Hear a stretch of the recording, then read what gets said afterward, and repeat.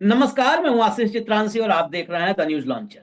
Mid day मुद्दा with Ashok Wankhede. और आज योगी आदित्यनाथ के इस्तीफे की खबर पर चर्चा करेंगे। क्या अगला इस्तीफा योगी आदित्यनाथ का होगा? दिल्ली की स्क्रिप्ट और पहला विकेट डाउन, यानी एक विकेट, जो पहला विकेट था वो गिर गया। क्या ये जो पहला विकेट गिरा है, ये योगी के विकेट को गिराने के लिए पहली कुर्बानी दी गई है? इसको लगातार जो तमाम एन बीरेन सिंह के इस्तीफे के बाद चर्चाएं हैं कि सरकार गिर सकती थी, अगले सत्र में अविश्वास प्रस्ताव आने वाला था, इन सब पर चर्चा करेंगे। दरअसल एन बीरेन सिंह की कुर्सी खतरे में नहीं थी। ऐसा नहीं था कि एन बीरेन सिंह की सरकार गिर सकती है। जो नाराजगी आज, जिस नाराजगी की बात हो रही है, ये नाराजगी पौने 2 साल से है एन बीरेन सिंह के खिलाफ, भाजपा के ही विधायकों में है। शुरू के 3 महीने में ही तमाम भाजपा विधायकों ने एन बीरेन सिंह से दूरी बना ली थी और नाराजगी जताने लगे थे। तो पौने 2 साल सरकार पर खतरा नहीं आया, अब कैसे आ जाएगा? उसके अलावा तकनीकी पहलू पर भी हम बात करेंगे। अविश्वास प्रस्ताव लाने की स्थिति में कांग्रेस थी ही नहीं, फिर अविश्वास प्रस्ताव की बात कैसे? उसके अलावा कुछ और तकनीकी पहलू हैं, व्हिप से लेकर के और स्पीकर तक तमाम तकनीकी पहलू हैं। फिर एन बीरेन सिंह का इस्तीफा क्यों हुआ? बड़ा सवाल है। भाऊ को जोड़िए और फिर चर्चा को आगे बढ़ाते हैं। कंट्रोल रूम, स्वागत है भाऊ आपका। एन बीरेन सिंह नमस्कार। के इस्तीफे के पीछे कल देर रात से जो चर्चाएं हुई, ये चर्चा सब इस एंगल पर कर रहे हैं कि अविश्वास प्रस्ताव था, सरकार गिरने वाली थी, इसलिए अमित शाह ने तुरंत जो है एक्शन लिया और उनको इस्तीफा दिलवा दिया। लेकिन गले से मेरे नहीं उतर रही है ये बात, इसलिए क्योंकि तकनीकी रूप से सरकार पर खतरा नहीं था। ऐसी सरकारें, वो तो सरकार बहुत अच्छे कंडीशन में थी। जहां पर तलवार की धार पर सरकार चला रहे हैं, वहां पर तो विपक्ष गिरा ही नहीं पाता है, तो वहां कैसे गिरा देते? सवाल ये है कि 250 मौतें, 2 साल का इंतजार और ये इस्तीफा, क्या नैतिकता का वो पैमाना गढ़ा जा रहा है? नैतिकता की वो नई परिभाषा लिखी जा रही है, जिस परिभाषा में एक फोटोग्राफ का एक जो होता है फोटो फ्रेम, वो खाली रखा हुआ है। उस फोटो फ्रेम में योगी आदित्यनाथ की फोटो लगानी है और उस खाली फ्रेम में फोटो लगे, इसीलिए एक फ्रेम में एन बीरेन सिंह की फोटो लगाई गई और ऊपर परिभाषा, नई परिभाषा ऊपर लिख दी गई कि नैतिकता की परिभाषा है। 250 मौतें, तो यहां पर तो मौतों की गिनती नहीं है। मौतें वहां भी छिपा रहे थे, मौतें यहां भी छिपा रहे हैं। यहाँ की स्थिति, ये तो सिर्फ उत्तर प्रदेश नहीं, मध्य प्रदेश जो पड़ोसी राज्य है, उसमें भी इन्होंने एक मतलब भगदड़ सी स्थिति पैदा कर दी है। आउट ऑफ कंट्रोल है मामला। क्या उसी नैतिकता के पैमाने में फिट करके अगला फोटो फ्रेम योगी आदित्यनाथ की फोटो लगेगी? इस्तीफा अगला योगी आदित्यनाथ का होगा भाऊ? देखिए आशीष, थोड़ा मैं इसको पीछे ले चलता हूं 2024 के लोकसभा चुनाव पे। हम्म भाजपा 370 पार का नारा था हम्म और भाजपा 370 आ जाती तो योगी आदित्यनाथ कब का फोटो लग चुके होते। मतलब राजनीतिक रूप से उनको संन्यास लेने के लिए बोल दिया गया होता। संघ पे रिसीवर बैठ गया होता। बहुत सारे भारत में बदलाव होते। संविधान की जगह मनुस्मृति आया होता और बाकी सब तो और बहुत सारी चीजें होनी थी। क्योंकि 370 आएगा तो हम ये करेंगे, ये भाजपा ही बोल रहे थे, हम नहीं बोल रहे हम्म थे। लेकिन ये 240 पे आके अटक गए। ये 270 सिंपल मेजोरिटी भी नहीं ले पाए। हम्म उससे एकदम एकाएक ही प्रश्न चिन्ह उठे कि क्या ब्रांड खत्म हो गया क्या।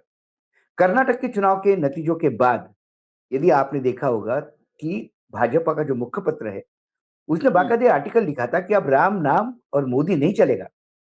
हम्म चुनाव में अब ये चलने वाली चीजें नहीं है। तो उसके बाद लोकसभा चुनाव हुआ। लोकसभा चुनाव में इन्होंने बिल्कुल अपने मन से चुनाव करवाए और ये जो झटका लगा, इससे ब्रांड मोदी डैमेज हुआ। अब हम्म देखिए, आप ये बात समझने का प्रयास कीजिए आशीष जी कि मोदी और अमित शाह, लोग कहते एक है ना। अब मोदी हो गए ब्रांड प्रोडक्ट हम्म और बेचने वाला हो गया अमित शाह। हम्म यदि मेरे पास एक ब्रांड है उदाहरण के तौर पे अमूल ब्रांड है एक दूध का, हम्म तो मैं अमूल को बेचता हूं, तो फायदा किसको होता है? हम्म फायदा मुझे होता है, क्योंकि मैं अमूल को बेचता हूं। हम्म लेकिन अमूल तो पहले से ब्रांड था, इसलिए हम्म उसकी डीलरशिप लेने में लोग मरते। लेकिन यहां तो नरेंद्र मोदी जी को ब्रांड बनाया अमित शाह ने। हाँ। पूरी रणनीति अमित शाह की है, तो वो उनका बेबी है। तो उस ब्रांड को वो बेचेंगे। जब उनको पता पड़ा कि मेरे ब्रांड का डैमेज हो गया है, हम्म मेरा ब्रांड डैमेज हो गया, तो इस ब्रांड को उठाने के लिए, राजनीति में ब्रांड तब उठता है जब लगातार विजय हासिल करते हैं। तो लोकसभा चुनाव के बाद लगातार चुनाव हुए, झारखंड छोड़ा तो सब जगह अच्छी हम्म मेजोरिटी से आ गए। और एक दिल्ली ऐसा राज्य था जो एक नाक का बाल बन चुका था कि भाई दिल्ली पे राज्य कर रहे केंद्र, लेकिन स्टेट अपने हाथ में हम्म नहीं। जम्मू कश्मीर में तो उन्होंने सरकार लाई, लेकिन वो आधी सरकार है और वहां के मुख्यमंत्री मोदी मय हो गए हैं। तो हम्म वहीं से वहीं उन्हीं जम्मू कश्मीर की सरकार उन्हीं की है, ये समझ लो। हम्म अब रही दिल्ली की सरकार। अब दिल्ली की सरकार लाने के बाद बिहार और बंगाल के लिए वो इतने आश्वस्त है कि आज मैं बता देता हूं आपको, ये दोनों जगह भाजपा का परचम लहराएगा। क्योंकि अभी जो नया चुनाव आयुक्त आएगा, हम्म उसको राजू कुमार का सेट किया हुआ बैरोमीटर से ऊपर जाना है, हाँ। उससे और लॉयल्टी दिखानी है। तो आने वाले समय में जो चुनाव आने वाले हैं, चाहे बिहार के हो, बंगाल के हो, वहां बीजेपी का परचम लहराएगा ही लहराएगा। और 2029 में 500 पार होगा। तो अब जब आपने ये सारी सेटिंग की है, तो एक उत्तर प्रदेश एक राज्य है जहां रबर स्टैंप नहीं बिठा पा रहे।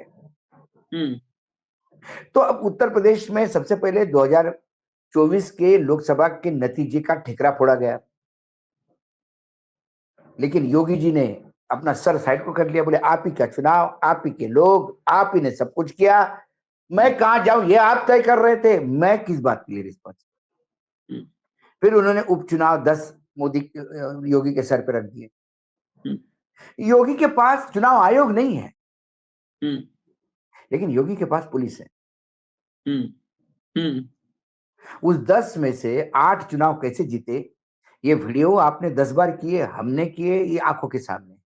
हम्म ठीक है, चुनाव आयोग मौन है, सरकार का बंदर बन चुका है। ना सरकार के खिलाफ सुनूंगा, ना सरकार के खिलाफ बोलूंगा, ना सरकार के खिलाफ, बीजेपी के खिलाफ बोलूंगा, बीजेपी के खिलाफ सुनूंगा, ना बीजेपी के खिलाफ देखूंगा। तो वहां पे भी वो लिटमस टेस्ट पास हो गए। हम्म ठीक है, अब पहले अब योगी की ही बात करेंगे, उसके बाद फिर हम्म पैरेलल क्यों हुआ, हम्म फिर भगदड़ मची। हम्म सारी सोशल मीडिया पे वीडियोस आ रहे हैं, लोग मर रहे हैं, लोग मर गए हैं, डेड बॉडीज पहुंची है, पोस्टमार्टम के लिए जा रही है, लगातार वो एम्बुलेंस भाग रही है इधर से उधर। लेकिन उत्तर प्रदेश सरकार 18 घंटे तक बोलती रही, कुछ भी नहीं हुआ। मामूली सी भागादौड़ हुई है, कुछ लोग जख्मी हुए, कुछ नहीं हुआ, स्नान जारी है। हम्म चॉपर से फूल फेंके जा रहे थे, ये दिखाने के लिए कि सब कुछ नॉर्मल है। उस योगी सरकार के उस पूरे प्लान को परिता किसने लगाया? PM office. मोदी जी।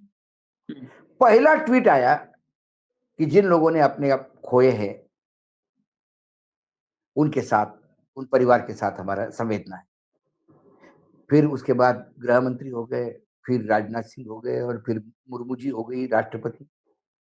अब जब सभी ने ट्वीट करके बोल दिया, तो जो 12 घंटे पहले, यानी जो सुबह होते होते रात को 1:30 बजे हादसा हुआ, सुबह 7 बजे से योगी के लोग और योगी जी धमका रहे थे कि अफवाह मत फैलाइएगा। हम्म अब जो बात मीडिया कह रहा था, सोशल मीडिया, वो जब प्रधानमंत्री जी और राष्ट्रपति जी और ये सब बोलने लगे, तो अब अफवाह तो खत्म हो गई। उनको तो नहीं कह सकती कि ये भी अफवाह फैला रहे हैं। हम्म तो फिर उन्होंने 2-4 घंटे कुछ, क्योंकि बड़े बड़े अभिनेता भी है आजकल पार्टी में, हम्म उनसे रोने का ट्रेनिंग लिया कि ऐसा आंसू आंसू कैसे लाए जाते हैं। वो कोई मोदी जी तो है नहीं बेचारे, जब चाहे तब गला रुन जाए, जब चाहे तब आंसू आ जाए। योगी जी को थोड़ा ट्राई करना पड़ा, और जब योगी जी बिल्कुल फिट हो गए रोने के लिए, तब उन्होंने मीडिया के सामने बोला कि हाँ, बहुत कुछ अच्छा प्रबंध होते हुए भी लगे। उसके बाद उस आंकड़े को लेके लोकसभा में हंगामा है, लेकिन पूरे लोकसभा में हंगामा होता रहा, सरकार प्रोटेक्ट नहीं कर रही है। सरकार आंकड़ा नहीं बता रही है, लेकिन कुछ लोग कुछ हुआ ही नहीं ये भी नहीं कह रही। आप पूरी पार्लियामेंट का बजट ये सेशन उठा के देखिए, सरकार जिस ताकत के साथ आती है बचाव करने, वो कोई बचाव नहीं दे। नरोवा कुंजरोवा में सरकार मुद्रा में बैठी है। और ये भी नहीं अब कहा आंकड़ा भाऊ, बताइए। हाँ, ये भी नहीं कहा कि 30 ही मरे हैं। योगी जी वाले 30 पर भी मोहर नहीं लगाया। मोहर नहीं लगाई, क्योंकि आंकड़ा बड़ा है, सबको पता है आंकड़ा कितना जाता है। 15-15 हजार तक के आंकड़े कोट हुए हैं, ठीक है। वो उसके बाद 3-4 बार आग लग गई, उसके बाद अभी कल परसों से तो भयावह हुआ है। जिन लोगों को विज्ञापन करके आपने बुलाया था और कहा था कि 100 करोड़ लोगों की व्यवस्था है, वहां चंद लाख लोग भी अकोमोडेट नहीं कर पा रहे, लोगों को बोल रहा है जाओ वापस, जाओ वापस। आप स्वयं बस्ती के रहने वाले हैं, आप ही मुझे बता रहे थे कि कोई गोरखपुर से आदमी निकला और उसने बस में बैठा हुआ, उसने कहा 3 दिन हो गए बस में हूं। 3 दिन, गोरखपुर से प्रयागराज नहीं जा पाया वो। बाकी मध्य प्रदेश से निकले हुए लोग बॉर्डर पे रोके जा रहे हैं, कुछ बसें, कुछ रोड पे लोग ऐसे ही खड़े हैं, क्योंकि मालूम नहीं कब आगे चलना है। आसपास कोई रेस्टोरेंट नहीं है, कोई चाय की दुकान नहीं है, पटरी नहीं है। खेतों में से कोई अनाज थोड़ी ऐसा खींच खींच के खाएगा या मिट्टी खाएगा। जो साथ में थोड़ा बहुत होता है वो 1 दिन पुरता है, 2 दिन, 3-3 दिन तक लोट कटके हुए हैं। और इस बद इंतजामी का बाकायदा सभी दूर प्रयास प्रचार हो रहा है। इसको लेके कोई बीजेपी के किसी भी नेता ने ऑफ डिफेंसिव नहीं। जो वहां जाते उपराष्ट्रपति गए, योगी जी के सामने बोले कि बहुत अच्छा इंतजाम है, बस इतना बोल के वापस। तो कहीं ना कहीं सरकार को यह पता है कि ये हो रहा है और ये चलने दे रहा है, क्योंकि अब लगता है योगी जी को फ्रेम करना है। लेकिन योगी जी को फ्रेम करना है तो इससे बड़े बड़े हादसे देश में हुए, फिर योगी जी का बलि क्यों। अब आते हम मणिपुर पे। मणिपुर में 1 साल से ज्यादा का समय हो गया मणिपुर जल रहा है। 2 साल 2 साल हो गए, 2 साल हो गए मणिपुर जल रहा है। प्रधानमंत्री सिर्फ एक बार मणिपुर पे बोले, सिर्फ एक बार, वो भी वो जब वीडियो बाहर आया, बहुत ही विभत्स वीडियो, कि जिसकी आज चर्चा करते समय भी हिम्मत नहीं होती बात भी करने की। उस वीडियो को देख के जब सर्वोच्च न्यायालय ने सुओ मोटो संज्ञान लिया, उसका स्वयं संज्ञान लिया, और जब इनको पता पड़ा कि आज 10, साढ़े 10, 11 बजे इसकी हियरिंग होगी उस वीडियो पे, तो उसके पहले आनंद फानंद ने इनने मीडिया के सामने कहा कि बहुत गलत हो रहा है, क्योंकि इनको यह बताना था सुप्रीम कोर्ट के पहले कि हम भाई हमको संज्ञान। उसके बाद क्या हुआ, उसके बाद 10 बार बोला गया ये विदेशी हाथ है। सेना अध्यक्ष कहते हैं कि इसमें विदेशी का कोई हाथ नहीं है, पॉलिटिकल सोल्यूशन आप निकालो। सवाल यह है कि सैन्य भी है वहां पे, लेकिन जो मिलिट्री और आर्मी का डेपो नहीं लूटा गया, मणिपुर पुलिस ही के ही हथियार लूटे गए। जो ऑटोमेटिक और सेमी ऑटोमेटिक वेपन है वो आम जनता किसी चला सकती है क्या? उन्हें पहले ट्रेन करके लुटवा दिया गया? क्या कुकी और मतई का झगड़ा सिर्फ झगड़ा रिजर्वेशन का है, कि झगड़ा पहाड़ खाली करने का है, कि झगड़ा गांजे की खेती का है, जिसमें दिल्ली से लेके नॉर्थ ईस्ट के लोगों के इंटरेस्ट अटके हुए हैं?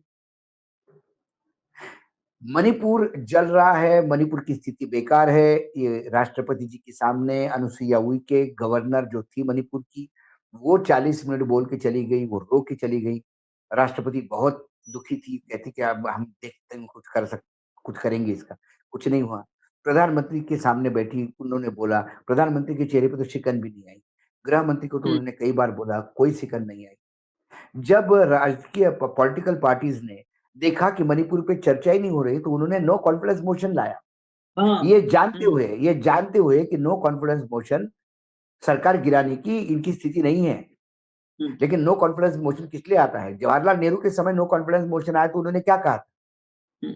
उन्होंने ये नहीं कहा था इनकी औकात ही नहीं क्यों लाया, उन्होंने कहा था कि मैं स्वागत करता हूं नो कॉन्फिडेंस मोशन का, क्योंकि बीच बीच में नो कॉन्फिडेंस मोशन आता है तो सरकार को भी रेक्टिफाई करने का चांस मिलता है। सरकार किस चीज पे नो कॉन्फिडेंस मोशन है उस पर सरकार भी सोचने के लिए मजबूर होती है कि कोई गलती तो हमसे नहीं हुई। ये स्टेट्समैन ही कह सकता है। ये छिछोरापन है, जब तुम्हारे पास औकात नहीं तो काय को लाए हो। वो सिर्फ इसलिए लाया गया था कि मणिपुर पे चर्चा हो सदन में। अविश्वास प्रस्ताव को लेकर जब पूरे विपक्ष ने मणिपुर पे चर्चा की, सत्ता पक्ष ने मणिपुर का जवाब ही नहीं दिया। वो जवाहरलाल नेहरू पे गए, वो आजादी पे गए, वो कश्मीर पे गए, वो चाइना पे गए, मणिपुर पे नहीं बोले। अब 2 साल बाद अब एकाएक ऐसा क्या प्रेम आ गया मणिपुर के प्रति? 2 साल पहले जो इस्तीफा देना था अब क्यों लिया आपने? क्योंकि इसके पहले आप इस्तीफा लेना नहीं चाहते थे, क्योंकि मणिपुर का इस्तीफा आपके मिसरूल को रेखांकित करता था, और आपके मिसरूल को जब रेखांकित करेगा कोई तो फिर आपको आने वाले चुनाव में जवाबदेही होगी। आप क्या महाराष्ट्र को अच्छा शासन देने की बात करते हैं? मणिपुर में देखिए, आप तो मुख्यमंत्री बदल दिया आपने, कुशासन कम। लेकिन ये मणिपुर में सब ठीक है, ये बोलते गए, मणिपुर जलता गया, ये बोलते गए, मणिपुर जलता गया, ये बोलते गए, लाशों को ढेर लगते गए, ये बोलते गए, क्योंकि इंसानी जान की कीमत कुछ है नहीं। इनके पास कुछ भी नहीं है, उनकी कोई चिंता नहीं। हमने देखा कि कैसे रेत के टीले ढेर में लाशें दफन करती है, और पहले बरसात में ही सारी लाशें पूरे विश्व के सामने आ गई, क्योंकि 700 लोग मरते हैं, किसान मरते हैं आंदोलन में, मेरे लिए मरे क्या, मतलब उसकी कोई चिंता नहीं किसी। अभी भी किसान कर रहा है, कोई किसी की चिंता नहीं। आप 6,000 रुपए सोयाबीन बोल के गए, अरे कम से कम अपने जबान की कीमत रखो, वो किसी को चिंता नहीं। तो मणिपुर की चिंता आप कैसे होने लगी? मणिपुर की चिंता इसलिए होने लगी कि कुंभ कुंभ जो है, महाकुंभ, ये योगी जी के पॉलिटिकल करियर का सबसे बड़ा काला धब्बा है। इनके बड़बोलेपन ने सब बर्बाद कर दिया। 100 करोड़ की व्यवस्था कर रहा हूं, 40 करोड़ लोग हैं, एआई आया है, अब इधर विदेशी ताकतें इसमें घुस गई है, आतंकी देख रहे थे, हमने आतंकी को जीरो डाउन किया, लेकिन अभी तक मौत का आंकड़ा नहीं बता पाया। मौत का आंकड़ा किस 30 आंकड़ा कहते हो? वो लोग, उन लोगों के लाशों का क्या नंबर है जिसके पॉलिथीन पे जिसमें बॉडी बंद थी उसमें लिखा हुआ था 5 नंबर, फिर वो 5 नंबर 30 नंबर में क्यों नहीं है? कि वो 30 अलग है और ये 5 किसी और लॉट का है। ऐसे कितने लॉट हैं? मिसिंग कितने हैं? यदि 15,000 कंप्लेंट्स है मिसिंग की, तो उसमें से कितने मिले? और यदि मिसिंग 2-4 साल तक नहीं मिलेंगे तो क्या उसको मरा हुआ घोषित करेंगे? बोले गंगा में बह गए, एक ने कहा कि मेरे पिताजी नहीं मिल रहे, अधिकारियों ने कहा गंगा में बह गए होंगे। तो फिर ऐसे घाट बनाए क्यों जहां लोग बह जाते हैं पानी में नहाते नहाते? सवाल ये है। तो अब ये जितना मिसमैनेजमेंट है, जितनी डेथ है, इसका भी रिस्पॉन्सिबल अब योगी को होना होगा। तो मणिपुर नहीं संभाल पाए, मणिपुर में बहुत सारे झगड़े हो गए, हमने 2 साल का समय दिया, इसके बावजूद मुख्यमंत्री कुछ नहीं कर पाए। हमने पूरी मदद की, लेकिन मुख्यमंत्री ही अकार्यक्षम थे, इसलिए इस्तीफा लिया गया। अविश्वास प्रस्ताव, आपने सही कहा, अविश्वास प्रस्ताव का कोई लेना देना नहीं आशीष जी, क्योंकि अविश्वास प्रस्ताव होने के बाद भी वहां मेजोरिटी है, सरकार को कोई ढेले भर की तकलीफ नहीं। और मोदी जी अविश्वास प्रस्ताव से कब डरने लगे? हाँ, यदि फिर उन पे अविश्वास प्रस्ताव आया तो वो उन्होंने इस्तीफा दिया क्या? जब आपके पास पर्याप्त नंबर है तो आपको डरने की जरूरत नहीं। लेकिन अब रिस्पॉन्सिबिलिटी सर पे थोपने का समय आ गया है। बीरेन्द्र सिंह, आप नहीं संभाल पाए, बहुत मौतें हो गई, आप इस्तीफा दीजिए। योगी जी, कुंभ आप नहीं संभाल पाए, मौतें हो गई, अब आप इस्तीफा दीजिए। संघ क्या कहेगा? संघ क्या कहेगा? संघ तो अभी नरोवा कुंजरों की भूमिका में है। संघ को ये नहीं समझ में आ रहा है कि हम क्या करें। संघ संघ पे भाऊ भाजपा भाजपा संघ का वर्टिकल है कि अब संघ भाजपा का वर्टिकल है? नहीं नहीं, अब संघ में इस बात को अब तय होना है। और बड़ा सवाल है, अब भागवत अपनी कुर्सी बचावेंगे कि योगी बचाएंगे? आदमी कोई भी हो, किसी के पीछे खड़ा हो, पहले वो अपने पांव पे खड़ा होगा तब ना किसी के पीछे खड़ा होगा, किसी कंधा पे हाथ रखेगा। कुछ नहीं तो आशीष, भागवत एक उस संकट सिंपल में। बीरबल अकबर की कहानी है। वही एक हौद में पानी छोड़ के बीरबल ने कहा, अकबर ने कहा कि जान प्यारी है या बच्चा? बीरबल ने कहा जान। बोले नहीं, बच्चा प्यारा होता है माँ को हमेशा। बोले छोड़ दो पानी में, हौद हौद में पानी डाल दिया, एक बंदरिया बच्चे के साथ रख ली, और पानी शुरू होता है। जैसे जैसे पानी चढ़ता गया, बंदरिया अपने बच्चों को बचाने के लिए पूरी जी जान लगा ली, और बच्चा को सर पे रखा, और उसके बाद अपने टोज पे खड़ी हो गई। उसके बाद भी जब पानी नाक में गया तो उसने बच्चों को अपने पैरों के नीचे रख के कूद के बाहर आ गई। अब नाक में पानी यदि भागवत जी की जाएंगे तो इस बच्चे को कहां तक सर पर उठाएंगे? कहां तक उठाएंगे, बिल्कुल। मैं यहाँ पे एक बहुत। सिर्फ मैं मिसाल दे रहा हूँ। मेरा कतई कतई मैंने भागवत जी को कोई, नहीं तो लोग कल से शुरू हो जाएंगे नीचे, आपने भागवत जी को बंदर कहा। नहीं भैया, भागवत जी को मैं इज्जत देता हूँ, और मैं वाकई मैंने कई बार कहा कि यदि, और मैं आज फिर रिपीट करता हूँ, यदि भागवत जी ये कहते हैं कि हर मस्जिद में मंदिर मत ढूंढो, एक राम मंदिर हो गया वो बहुत हो गया, यदि भागवत जी के विचार है तो मैं संगी हूँ। ये विचार तो हमारे भी है, फिर आप भी संगी हो उस विचार से तो। लेकिन आप क्या करो, भागवत जी ये कहने पे भी ट्रोल हुए। ये कहने पे भागवत जी को ट्रोल करने वाली फौज सामने है, तो अब भागवत जी के अस्तित्व का सवाल है। अभी वो योगी के चक्कर में अपने आप को, ठीक है, तो योगी जी का बलि चला जाएगा। योगी जी के पास अब प्लान बी क्या है? क्योंकि योगी जी भी अपने आप को अमरत्व लेके आए थे कि जब तक भाजपा सत्ता में है तब तक मेरे बगैर कोई मुख्यमंत्री ही नहीं बनेगा। क्योंकि बाबा को अभी मुख्यमंत्री की कुर्सी और गोरखनाथ का पीठ एक ही लगने लगा। हाँ, जब तक बुढ़ापा नहीं आते हैं और जब तक अपन मरणासन्न स्थिति में नहीं पहुंचते शारीरिक रूप से, तब वो खुद किसी दूसरे को महंत घोषित करेंगे। ऐसा ही उनको लखनऊ में लगने लगा था। और फिर ये योगी जी की गलती भी नहीं, पॉलिटिकली समझ बहुत कमजोर है, बहुत ही कम। ये जो अधिकारी है ना सामने, जो रोज नया, आज तो बहुत बड़ी चर्चा हो रही थी कि बस बीबीसी का कॉरेस्पॉन्डेंट मिला था, वो बता रहा था कि everybody in the west feels Modi is the only feel this Yogi is the only fit to be a PM. अच्छा, अच्छा, ये जो छिछोरे होते हैं या चुचैये होते हैं, ये शब्द भोपाल वाले अच्छी तरह से जानेंगे, और उस शब्द को मैं भी नहीं बताना चाहता। ये वो होते हैं कि वो जरूर, हाँ साहब बहुत बढ़िया, वाह क्या कह दिया, इस टाइप के करने वाले। इन लोगों ने योगी जी को ना आंकड़ा बताने दिया, ना आंकड़ा बताया योगी जी को। योगी जी ने बोला होगा यदि प्रधानमंत्री बोल रहे मर गए, अब तो मान लो यार मर गए, ये तो क्या क्या कहूंगा मैं अब। उनको थोड़ी कहता हूँ कि अफवाह मत फैलाओ। और कुछ लोग प्रधानमंत्री से डर गए होंगे, नहीं तो वो बोलते कि अरे अभी बोलो प्रधानमंत्री भी अफवाह फैला रहे, बोलो, और योगी जी बोल देते।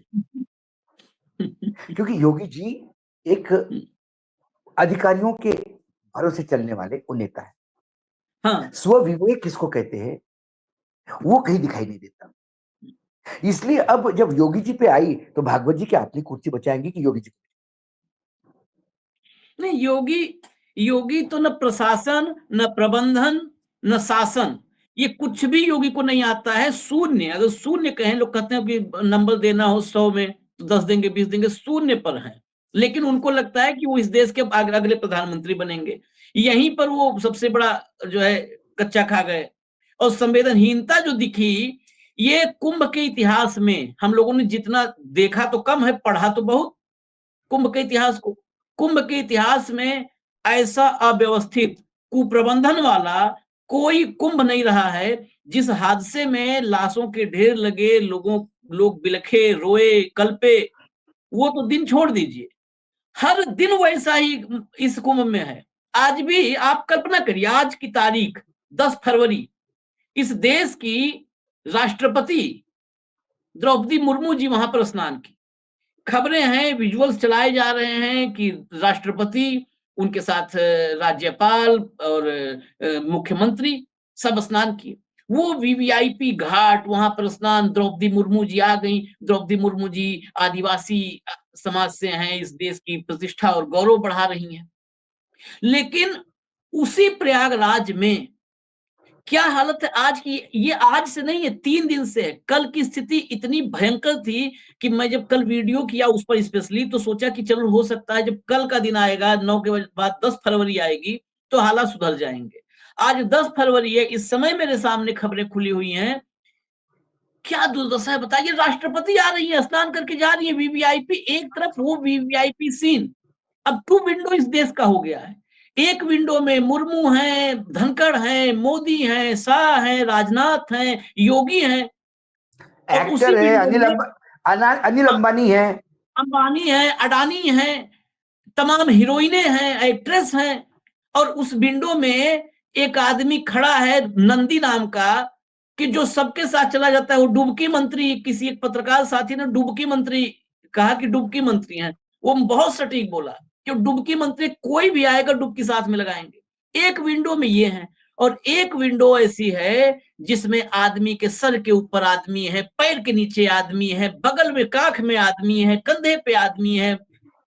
कहा, मतलब वो भीड़, और उस भीड़ की व्यथा शब्दों से बयां ही नहीं हो सकती है। मुझे लगता है प्रकृति के सुकुमार सुमित्रानंदन पंत होते, और प्रकृति के मतलब इस कुरूप उसको देखते, इस चेहरे को देखते, शक्ल को देखते, दूर से ड्रोन से कहीं देख रहे होते सुमित्रानंदन पंत, तो हो सकता है वो व्याख्या कर पाते या वो भी फेल हो जाते।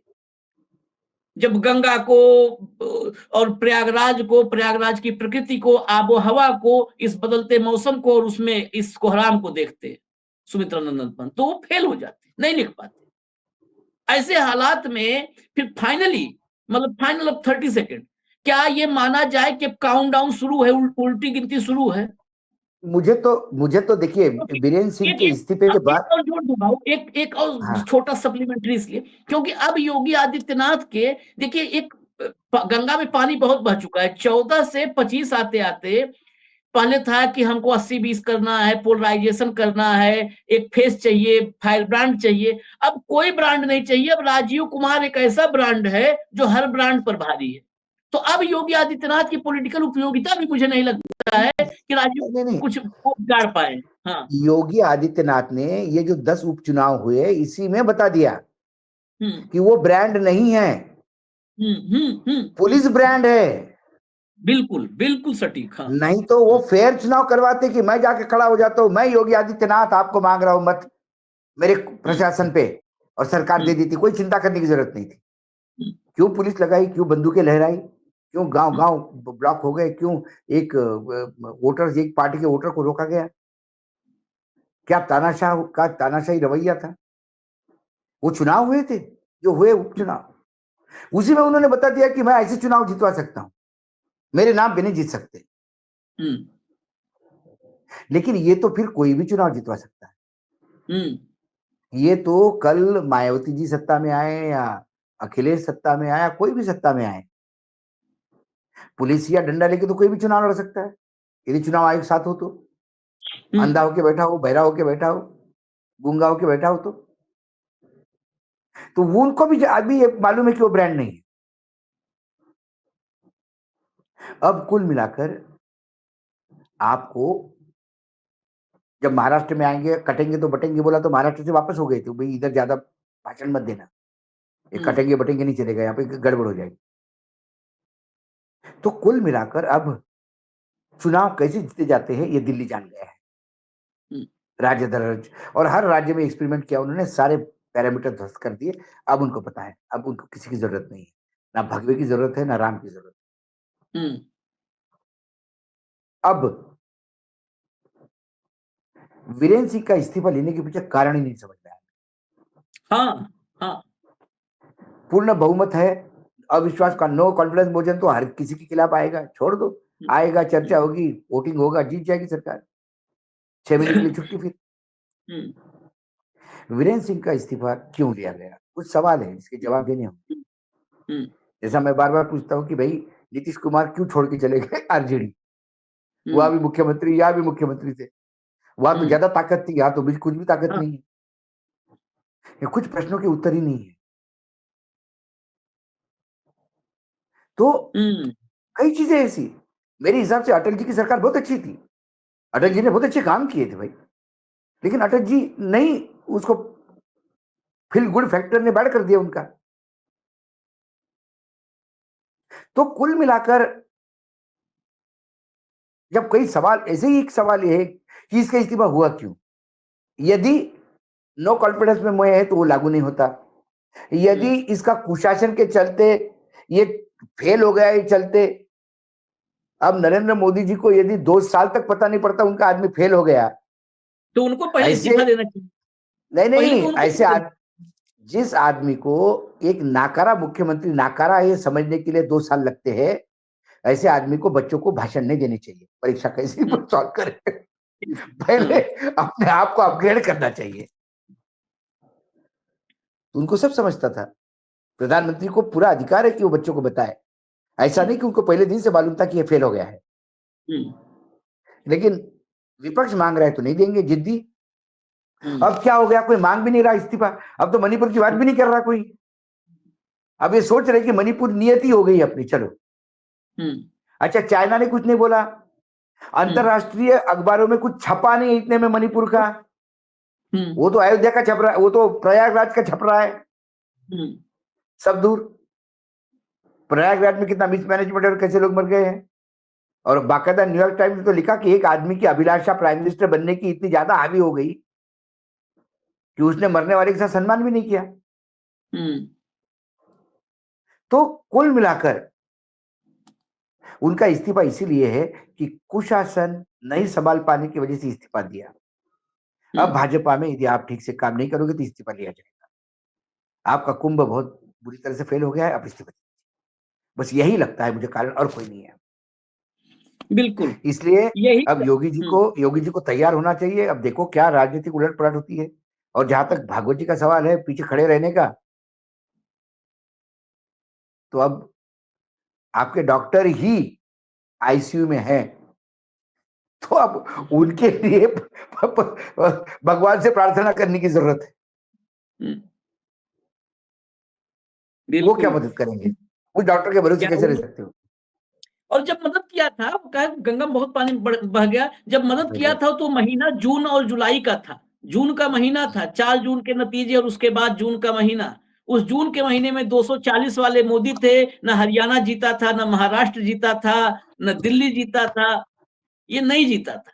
अब वो मोदी और शाह फिर से वो 303 से ज्यादा ताकतवर हो चुके हैं। और मैं एक लाइन आखिर में बता दूं जो मैं शुरू में कहा था, 60 की असेंबली है मणिपुर की। अविश्वास प्रस्ताव लाने के लिए टोटल स्ट्रेंथ का 10% होना चाहिए, 6 विधायक का दस्तखत होना चाहिए। कांग्रेस के 5 ही विधायक हैं मणिपुर में, पहली बात। दूसरी बात, स्पीकर टी सत्यव्रत हैं। राहुल नार्वेकर को आप याद कर लीजिए, स्पीकर राहुल नार्वेकर को, महाराष्ट्र वाले। पूरा खत्म हो गया विधानसभा कार्यकाल। सुप्रीम कोर्ट कहता रहा 30 दिन दे दो, 60 दिन दे दो, फाइलें बड़ी ज्यादा हैं, पन्ने बहुत ज्यादा हैं, पढ़ते रह गए, और स्प्लिट, शिवसेना का स्प्लिट और ये सब मामला रखा रह गया। सत्यव्रत इतने अमित शाह के, सीधे अमित शाह के संपर्क वाले आदमी हैं। अभी हाल ही में, ये भी बता दूं, हाल ही में वो टी सत्यव्रत अमित शाह से मिलके गए हैं। तो कहां सरकार गिर जाएगी। व्हिप, अगर अगर भाजपा के कुछ असंतुष्ट कांग्रेस के साथ भी खड़े हो जाते तो व्हिप का उल्लंघन होता, उनकी सदस्यता चली जाती, वो काउंट नहीं होते। किसी भी परिस्थिति में व्हिप, स्पीकर और जो मिनिमम स्ट्रेंथ कांग्रेस की होनी चाहिए विश्वास प्रस्ताव लाने के लिए, तीनों कहीं से भी नहीं आसपास है। फिर ये चर्चा क्यों, ये चर्चा बिल्कुल साइड रखिए, नए सिरे से आप भी विचार करिए। क्या ये पहला विकेट जो गिराया गया है वो अगले की तैयारी के लिए है, मतलब ये वार्म अप में है कि चलो यार एक विकेट गिरा देखते हैं, इससे एक होता नैरेटिव गढ़ना, नैरेटिव ये शब्द बहुत चर्चाओं में ये है 2014 से। ये वनडे के पहले का नेट प्रैक्टिस था। नेट प्रैक्टिस था, और नैरेटिव बनाने के लिए वही परिभाषा, एक नया डेफिनेशन नैतिकता भी नए तरीके से परिभाषित की जाएगी और फिर उस वाले फोटो फ्रेम में, खाली वाले में योगी आदित्यनाथ की फोटो लगने वाली है, ऐसा हमें लगता है। इजाजत दीजिए, कल दोपहर फिर मिलेंगे बाबू के साथ। कार्यक्रम यही मिड डे मुद्दा विद अशोक वानखेड़े। नमस्कार।